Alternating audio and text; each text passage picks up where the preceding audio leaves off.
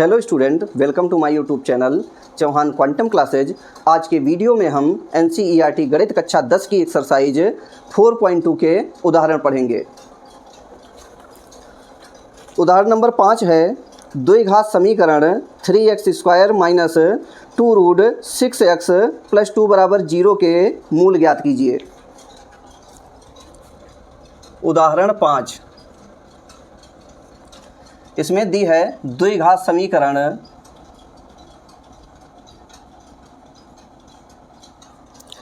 तो द्विघात समीकरण दी है 3x² minus 2 root 6x plus 2 बराबर 0। हमें इस समीकरण के मूल ज्ञात करने हैं। तो देखिए x² का गुणांक क्या है, 3 है। अचर पद क्या है, 2 है। तो 3 और 2 की हम गुणा कराएंगे। 3 गुणे 2, ये गुणा आ गई 6। कैसी आई, प्लस का 6। अब देखिए यहाँ पर प्लस चिन्ह आया है तो कहेंगे जोड़ने पर।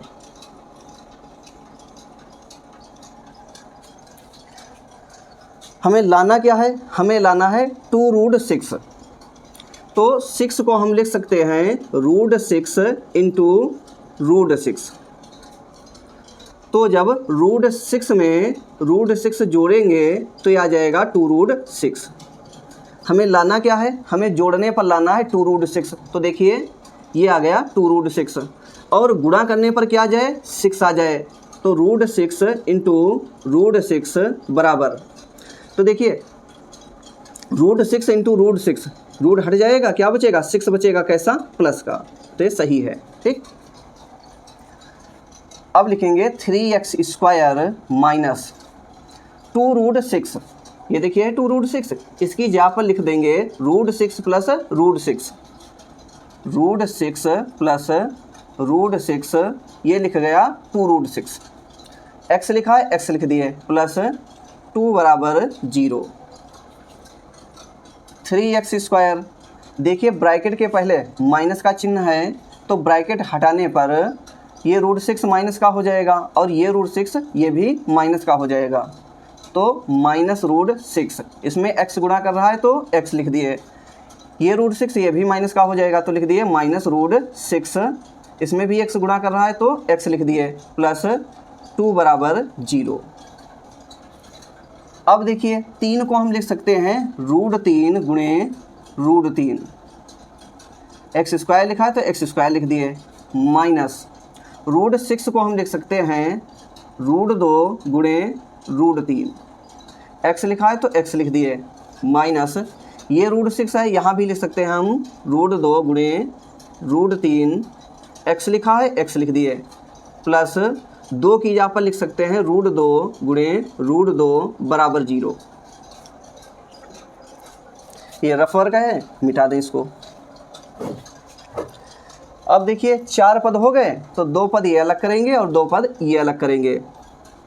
अब देखिए इन दोनों पदों में क्या कॉमन है, रूट 3 कॉमन है और x कॉमन है। तो कॉमन ले लिए रूट 3x। ये रूट 3 कॉमन हो गया, क्या बचा, रूट 3 बचा, ये लिख दिए रूट 3। x² का x कॉमन हो गया तो क्या बचा, x बचा, माइनस रूट 3 कॉमन हो गया और x ये भी कॉमन हो गया तो बचा क्या, रूट 2 बचा। तो यहाँ पर लिख देंगे रूट 2। अब देखिए इसमें पहला पद क्या है, रूट 3x है। तो यहाँ पर केवल हमें रूट 3x रखना है। किसको हटाना पड़ेगा, माइनस रूट 2 को। तो इसमें कॉमन लेंगे हम माइनस रूट 2। तो जब माइनस रूट 2 कॉमन हो जाएगा तो यहाँ पर क्या बचेगा, रूट 3x, लिख दिए रूट 3x। अब देखिए माइनस का रूट 2 कॉमन ले रहे हैं तो ये प्लस चिन्ह है, ये कैसा हो जाएगा अब, माइनस का। ये रूट 2 कॉमन हो गया, ये रूट 2 बचा तो इसको लिख देंगे रूट 2 बराबर 0। 2 पद ये अलग कर दिए, 2 पद ये अलग कर दिए। देखिए रूट 3x माइनस रूट 2 यहाँ भी है और रूट 3x माइनस रूट 2 यहाँ भी है, ठीक। तो ये दोबारा कॉमन हो जाएगा, लिखेंगे रूट 3x माइनस रूट 2, ठीक। ये कॉमन हो गया तो यहाँ पर क्या बचा, रूट 3x बचा और यहाँ पर क्या बचा, रूट 2 बचा। तो दूसरे ब्रैकेट में लिखेंगे रूट 3x माइनस रूट 2 बराबर 0। अब देखिए √3x माइनस √2, इसको हम 0 के बराबर करेंगे तो लिखेंगे √3x माइनस √2 बराबर 0। √3x बराबर माइनस √2 को जब इधर लाएंगे तो ये हो जाएगा प्लस का √2, x बराबर √2। देखिए √3x में गुणा कर रहा है तो ये √2 के बटे में आ जाएगा। x बराबर देखिए 2 पर भी रूट लगा है और 3 पर भी रूट लगा है, ठीक, तो दोनों पर एक रूट लगा देंगे तो x का मान हो जाएगा √2/3। देखिए यहाँ पर ये दोनों समान ब्रैकेट हैं, जो इसमें लिखा है वहीं इसमें लिखा है, ठीक, तो लिखेंगे इसी प्रकार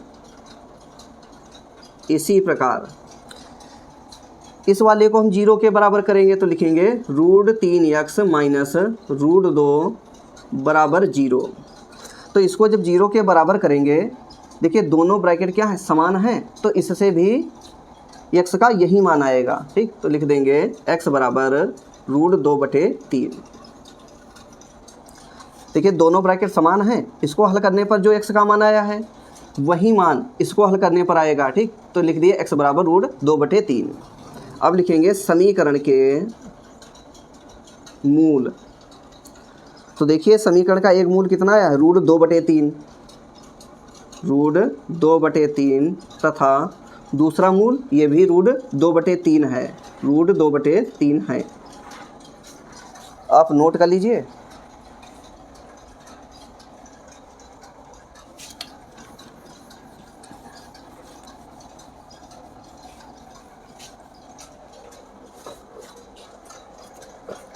अब देखिए उदाहरण नंबर 6 है, अनुच्छेद 4.1 में दिए गए प्रार्थना कक्ष की विमाएं ज्ञात कीजिए। तो अनुच्छेद 4.1 में दिया है, मान लीजिए कि एक धर्मार्थ ट्रस्ट 300 वर्ग मीटर क्षेत्रफल का प्रार्थना कक्ष बनाना चाहता है, जिसकी लंबाई उसकी चौड़ाई के 2 गुने से 1 मीटर अधिक हो। कक्ष की लंबाई और चौड़ाई ज्ञात कीजिए। तो ये कोई प्रार्थना कक्ष है, ये बना दिए प्रार्थना कक्ष। ये हो गई चौड़ाई और ये हो गई प्रार्थना कक्ष की लंबाई। क्वेश्चन में दिया है कि प्रार्थना कक्ष की लंबाई उसकी चौड़ाई के 2 गुने से 1 अधिक है। तो प्रार्थना कक्ष की चौड़ाई मान लिए x मीटर, लंबाई क्या है, लंबाई चौड़ाई के 2 गुने से 1 अधिक है, तो चौड़ाई क्या है, x है, x का 2 गुना करेंगे और 1 अधिक है तो 1 इसमें जोड़ देंगे, मीटर। तो प्रार्थना कक्ष की लंबाई आ जाएगी 2x + 1 मीटर। और प्रार्थना कक्ष का क्षेत्रफल दिया है, क्षेत्रफल बराबर क्या दिया है, 300 मीटर स्क्वायर। उदाहरण 6, माना प्रार्थना कक्ष की चौड़ाई बराबर कितनी है, चौड़ाई माने x मीटर। इसलिए प्रार्थना कक्ष की लंबाई कितनी हो गई, 2x + 1 मीटर, 2x + 1 मीटर। और क्या दिया है, प्रार्थना कक्ष का क्षेत्रफल, प्रार्थना कक्ष का क्षेत्रफल, प्रार्थना कक्ष का क्षेत्रफल दिया है 300 मीटर स्क्वायर। प्रार्थना कक्ष का क्षेत्रफल क्या होगा, क्षेत्रफल होता है लंबाई गुणे चौड़ाई। तो प्रार्थना कक्ष का क्षेत्रफल इसकी जगह पर रख देंगे लंबाई गुणे चौड़ाई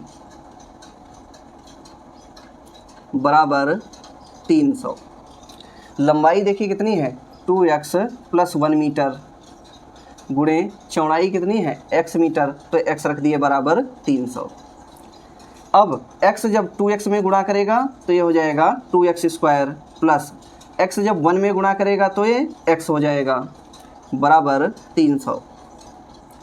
2x स्क्वायर प्लस x, 300 को जब इधर लाएंगे तो ये -300 हो जाएगा बराबर 0। अब यहाँ पर देखिए x स्क्वायर का गुणांक क्या है 2 है, अचर पद क्या है -300 है, तो 2 और -300 की हम गुणा करेंगे, ये गुणा आएगी -600। यहाँ पर देखिए गुणा कैसी आई है माइनस की, तो क्या कहेंगे घटाने पर।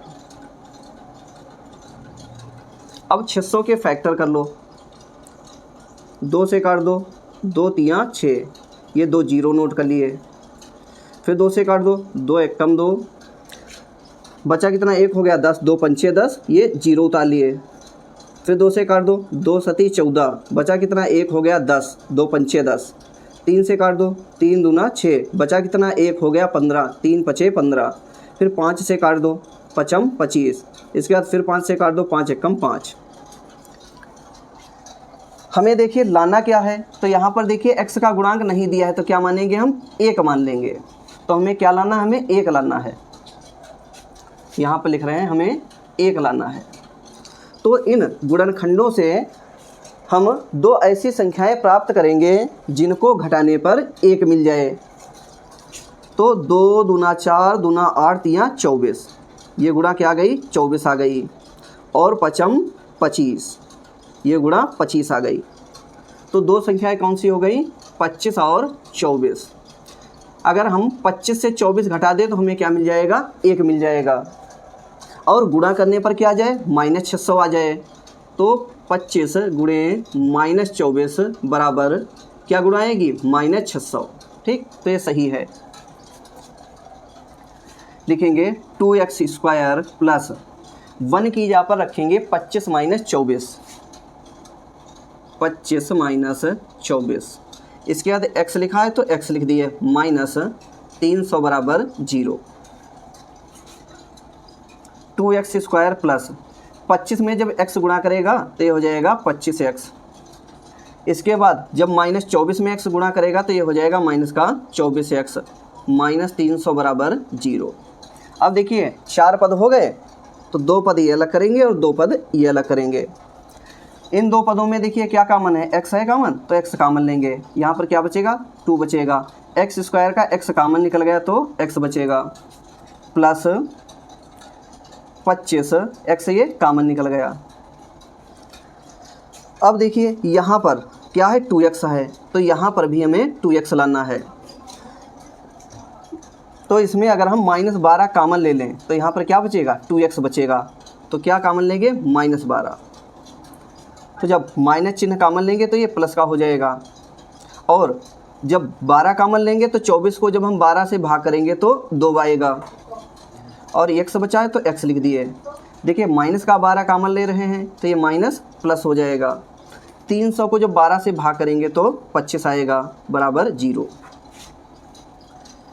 अब देखिए 2x प्लस 25 यहाँ है और 2x प्लस 25 यहाँ भी है। ठीक, तो ये 2x प्लस 25 दोबारा कॉमन हो जाएगा, तो लिखेंगे 2x प्लस 25। ठीक, यहाँ पर क्या बचेगा x बचेगा, यहाँ पर क्या बचेगा -12 बचेगा, तो दूसरे ब्रैकेट में लिखेंगे x -12 बराबर 0। अब देखिए 2x प्लस 25 इसको 0 के बराबर करेंगे तो 2x बराबर आएगा -25।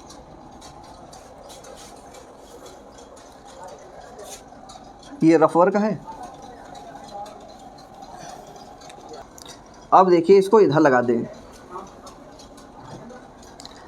तो लिखेंगे x बराबर -25। देखिए 2 को जब हटाएंगे तो 2 25 के बटे में आ जाएगा, तो x का मान आ जाएगा -25/2। अब देखिए x का मान अगर -25/2 ले रहे हैं तो चौड़ाई माइनस की हो जाएगी और लंबाई भी माइनस की हो जाएगी।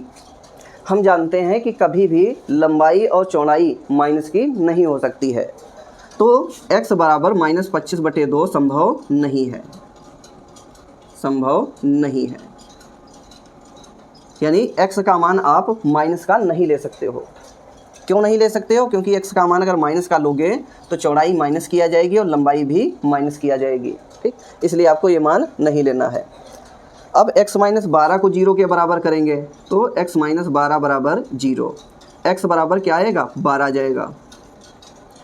तो लिखेंगे प्रार्थना कक्ष की लंबाई, प्रार्थना कक्ष की लंबाई। तो प्रार्थना कक्ष की लंबाई क्या माने है? 2x + 1, तो 2 इंटू एक्स का मान कितना है? 12 है, लिख दिए 12 + 1, तो 2 × 12 ये 24 हो गया, प्लस 1, 24 में 1 जोड़ेंगे ये 25 आ जाएगा, 25 मीटर। तो प्रार्थना कक्ष की लंबाई आ गई 25 मीटर। अब लिखेंगे प्रार्थना कक्ष की चौड़ाई, प्रार्थना कक्ष की चौड़ाई। तो चौड़ाई कितनी माने? x मीटर माने हैं और x का मान कितना है? 12 आया है, तो प्रार्थना कक्ष की चौड़ाई हो गई 12 मीटर। ये दूसरा आंसर हो गया, आप नोट कर लीजिए।